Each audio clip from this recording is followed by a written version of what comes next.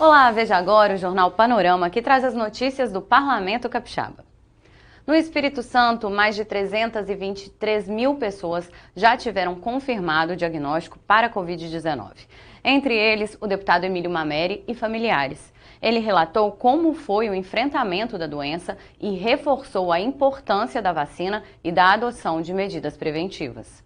É uma experiência que a gente nem imaginava que nós teríamos. E passamos a primeira fase de uma maneira tranquila, com prevenção e tudo. Houve a queda, relaxamos um dia com relação ao aniversário das minhas netas.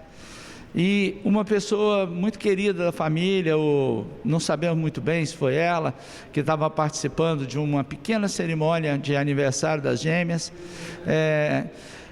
de uma maneira ou outra, não podemos definir exatamente quem que transmitiu, mas passou para a família inteira. Todos evoluíram muito bem, até meu neto de 7 meses, ele teve a doença. 2 pessoas do nosso grupo tiveram problemas maiores. Um foi eu, tive uma fase inflamatória, não muito severa, mas eu tive comprometimento pulmonar, febre alta, indisposição, todos os sinais, sintomas provenientes da doença, e precisei passar 2 dias no hospital. Melhorei e fui gradativamente recuperando as intercorrências dessa doença, desse vírus, e logo me restabeleci. Posteriormente, a minha esposa também se contaminou um tempo após, provavelmente pegou de alguém que estava doente da família, e ela teve uma evolução grave, muito grave. Ela ficou 13 dias internada no hospital, com saturação baixa. Ela teve 60% de comprometimento dos pulmões, 2 embolias. Eu fiquei 13 dias, 24 horas por dia dentro do hospital, fazendo as sessões online dentro do quarto do hospital. E não foi um período fácil. E graças a Deus hoje ela está bem, está curada, já também se recuperou das sequelas. Ela perdeu 12 a 13 quilos. Hoje ela já está com seu peso normal, está trabalhando, está produzindo, mas não é fácil. É muito difícil conviver com essa situação. Aí a gente pensa, quantas famílias brasileiras passaram por situação pior do que essa? Quantas famílias brasileiras foram dizimadas por essa doença? O número de óbitos é excessivo, é muito grande. Nós estamos há mais de 30 dias nesse país com taxas superiores a 1.000 óbitos diariamente. Pararia sim com a vacina, mas no ritmo da vacinação do Brasil, nós vamos precisar de muitos meses para que isso possa alcançar a população inteira. Então eu sou muito otimista com a vacina, mas não sou tão otimista porque nós não tivemos planejamento estratégico e a população está deixando de ser vacinada porque não temos vacina. Além de problemas de saúde, a Covid trouxe também prejuízo financeiro para vários setores, como os empresários, que tiveram que se adequar às normas de funcionamento restrito. Indicação do deputado Torino Marques ao governo do estado sugere a criação de novo programa de refinanciamento de dívidas para o setor. Os empresários estão sofrendo muito e esse momento de pandemia fez com que o comércio deles caísse, com certeza, mais de 80%.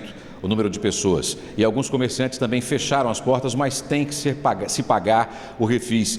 E nada mais justo do que fazer um novo projeto de lei, e isso é competência do governo do estado, do governador do estado do Espírito Santo, para dar uma olhada com mais carinho a esses empresários que fazem a máquina do estado girar, com certeza. Então, fazer um refinanciamento do refis desses empresários. Vamos ver agora como foram os trabalhos em plenário. A repórter Titina Cardoso traz o resumo do que aconteceu durante a semana. Durante as sessões realizadas nesta semana, a mesa diretora autorizou a abertura de 2 novas frentes parlamentares na Casa. A primeira delas é a Frente Parlamentar de Fiscalização dos Programas Habitacionais no Estado. O pedido de instalação foi apresentado pelo deputado Gandini. O objetivo é fazer levantamento de todos os empreendimentos que estão em curso. Já o deputado Renzo Vasconcelos propôs a criação da Frente Parlamentar para tratar do acesso à justiça. e 26 proposições começaram a tramitar ao longo da semana, após serem lidas em plenário. Entre elas, a que estabelece que o governo divulgue a localização de todos os radares de fiscalização e os respectivos limites de velocidade. A proposta é do deputado Marcos Mansur. Primeiro, a gente está atendendo ao princípio da transparência, né? Eu acho que quanto mais transparente o Estado for em todas as suas formas, em todas as suas ações, em todas as suas atitudes, é melhor para o cidadão e é melhor para o princípio democrático. Então, primeiro, essa questão do princípio da transparência. Segundo, a gente, até como usuário, a gente tem sido vítima, e todos os motoristas aqui do estado do Espírito Santo têm sido vítimas da chamada indústria dos radares, né? A gente tem radar por aí que hoje tem, amanhã não tem, né? Tem lugar que você tem a placa a 50, 100 metros dizendo que vai ter um radar à frente e não existe mais o radar. Tem lugares que eles não colocam a placa avisando, e aí daí a pouco você é multado. Tem radar que você nem sabe onde é que está. Então, assim, a gente quer estabelecer o princípio da transparência, que é um direito do cidadão, é um direito do motorista que trafega pelas nossas ES, tá? Saber realmente de onde estão esses radares e a gente tentar minimizar e diminuir a questão da indústria das multas via radares.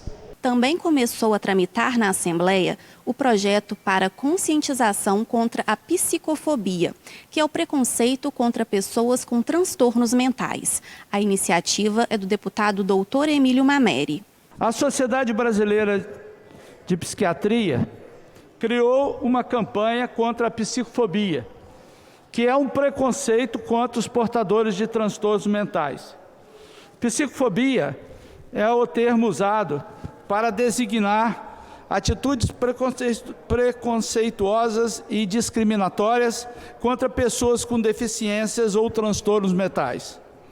A palavra foi criada em parceria com o mestre do humor brasileiro Chico Anísio, que tratava a depressão, já tinha 24 anos e fez questão de gravar um depoimento para a Associação Brasileira de Psiquiatria, contando a sua história e falando sobre a importância do tratamento psiquiátrico. Segundo ele, se não fosse o tratamento psiquiátrico, assim bem estabelecido, ele não teria produzido nem 20% do que ele produziu na sua vida.